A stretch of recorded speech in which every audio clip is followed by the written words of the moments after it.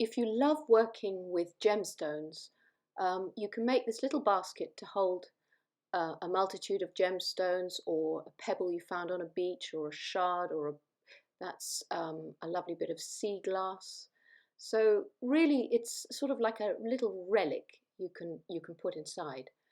And I'm going to show you how to create this so you can put any treasure that you have to hand.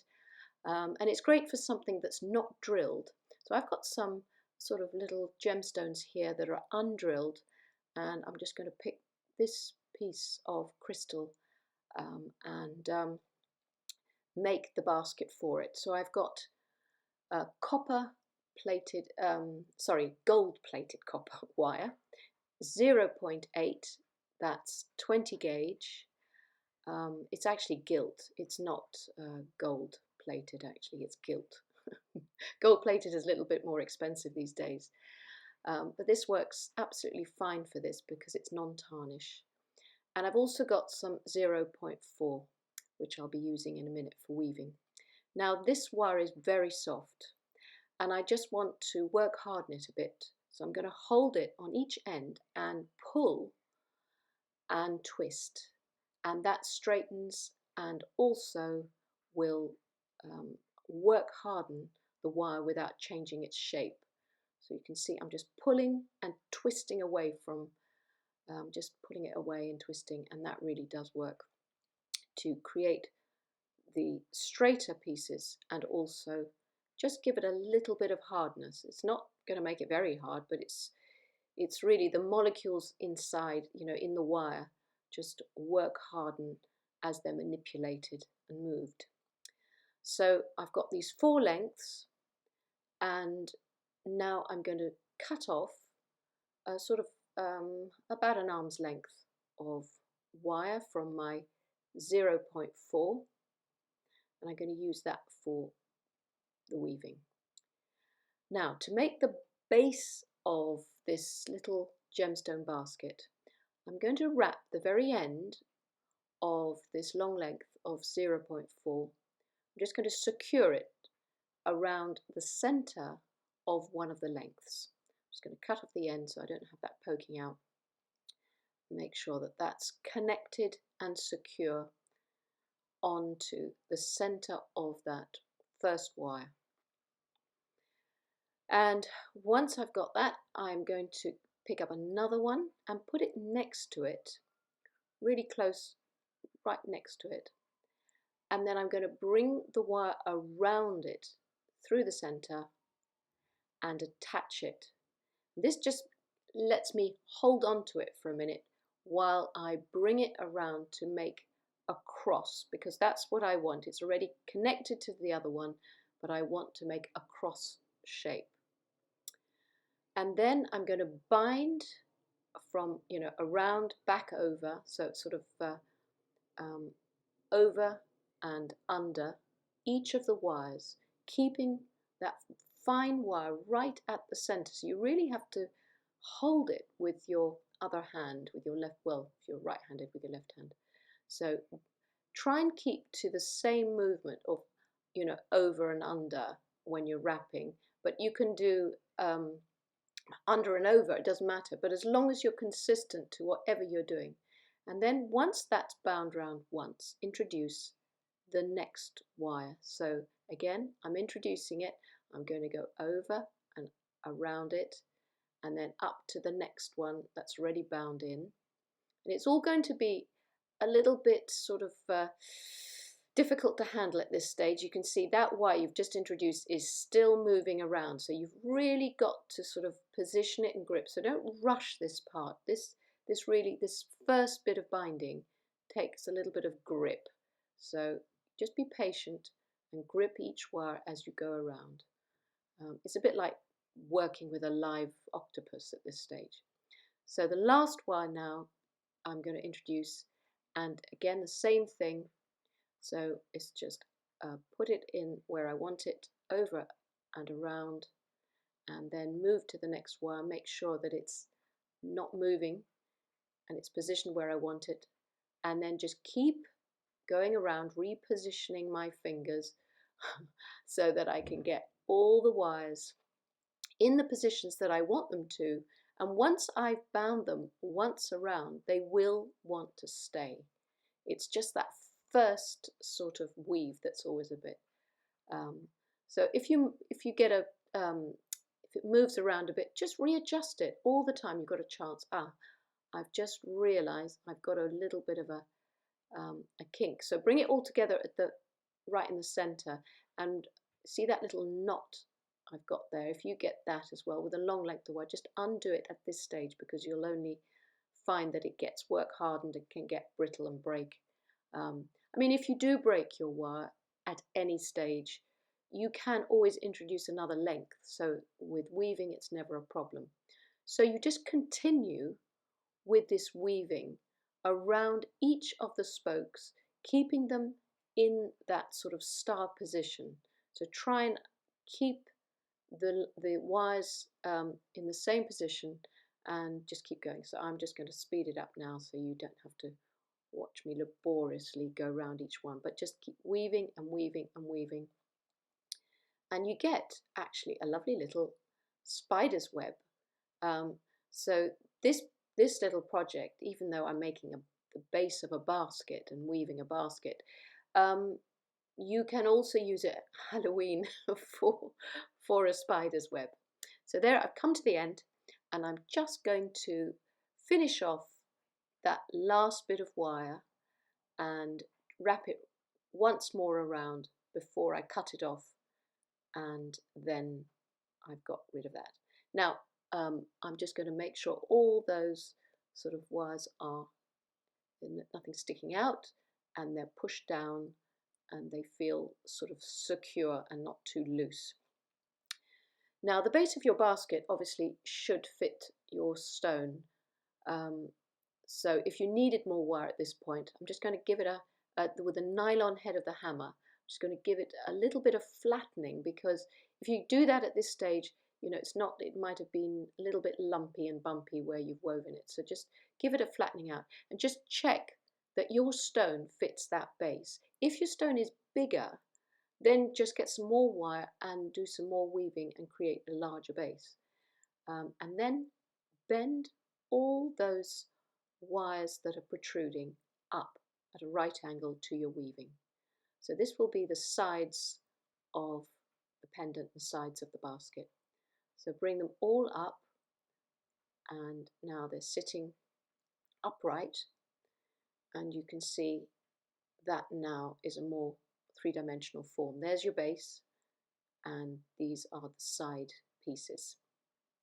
So just check again where the top of your gemstone is going to sit, because you want to leave a bit of a gap, and then bend the wires back out from that position. So I'm just finding that point. Now if you want to measure them and make it more accurate, I'm just doing everything by eye, but if you want to make it a little bit more precise, once you've measured it, make sure that this positioning of where the bend comes in on the basket is done with a bit more precision. So there you have it. You've got the bend going out. That's where the basket's going to come together and meet. And we're going to bind it with a piece of 0.4 millimeter, so that thin binding wire. So put your stone in now, because hopefully you'll never have to get it out again. That will be it. And then just sort of bring all those wires together where the bend is, because that's where you're going to sort of connect and secure the basket. So this little thin wire is going to bind around as tightly as you can, sort of pinch it together at the top, and then once you're happy where it's pinched, get the two wires, two ends, and just twist them together. So bring them together and twist, and that will secure that basket together. So just use your pliers to get the twist a bit tighter and a bit neater, and then the stone is not going to fall out. Now in this case I can see the stone won't fall out, but if I had smaller stones in that basket, I would weave the sides of the basket as well. So I just get another wire and weave around the sides. But I'm happy that the stone's not going to come out of that because I want to see the stone as much as possible. Now here I'm just going to make a spiral with that twisted wire, and you don't have to make a spiral. You can actually cut it near, the edge of the twist. It's really up to you. All these little extra decorative details I'm going to leave to you. I'm just going to show you them all and you can choose whether to do them or not. Now keep one of those stalks or stems as a central bale or link. So push the others all out, like splay them out to the side like a star, but just keep one coming up through the center. And now trim all the other wires that are coming out to the sides roughly to the same size. So really take the shortest one and trim the others to that length. Again, do use a ruler to get them to be a bit more exact. I'm just doing all this by eye, and it's definitely, this one definitely looks a little bit longer, so I'll trim it off. But you can, again, get a bit more precision in your piece. Now, with all those pieces that are projecting out at the sides, you want to make little circles at the tips. And we're going to spiral those in, and they'll create another decorative detail to the top of the pendant and hide that binding. So go round your whole piece, and that way, if you do all the little circles first, you won't get poked in the hand when you're spiraling the rest of them. So just do all the circles first, and then you can come in with your chain nose or flat nose pliers and just spiral each one of them in towards the top, but make sure you've left one that is projecting right from the center. So here we go, we're just spinning these around, bringing them in, and that will, you just bring them as close as you can, and you can have them sitting that way. You can twist them to a right angle, you can flatten them against the top. If you find there's too many and it's too bulky, you can cut one off, and and the other one can hide it underneath. It's just, you could even put beads on before you spiral, little crystal bead or a seed bead. So there are many options to this. Or you could leave two projecting and weave a woven bale that comes from the top. So I'm going to leave all of those things for you to think about. So I'm just going to, for this one, bring them all in, spiral them all in to that center. So now I have them at the center, and I'm just going to position them, sort of round the sides. That way I hide the binding wire underneath and create a sort of little nice decoration, I suppose, for the top of my pendant. So you can spend a lot longer just adjusting and fiddling around with the aesthetics, but you can see roughly what I'm aiming for there. And then from your stem you could put a bead on that post sticking out before you make your link. I haven't got a bead with me right now, so what I'm going to do is just make a little coil. So this is just a coil bead really, or a spacer bead, just created out of the same wire that I'm using. So just a little coil, cut that off the spool, and I can use that as just a little bit of a spacer between the stem and the link that I'm going to make at the top of my pendant. So position that into the top, just under the coils. My center wire has to just be centralized a bit more, that's better. And put my coil back on, and you can see there's always lots and lots of adjusting with wire work. It's never sort of just quick and one movement and it's done. So there we have it. That can just give you a little space between the coils and set them off a bit. And then I'm just going to curl that stem, that projecting stem, around and around on the same point of my round nose pliers to create a doubled loop at the top. And now I've had a little bit of excess wire there, so I'm going to have to cut off that little bit of excess, making sure I don't cut through the two. So I've got a double link at the top, which is nice and solid, and I'm just going to separate that out a bit. I just like the look of that aesthetically, with a chain going through it or a cord going through it. So you can separate those two rings and spread them out. And that's really how I would finish it off.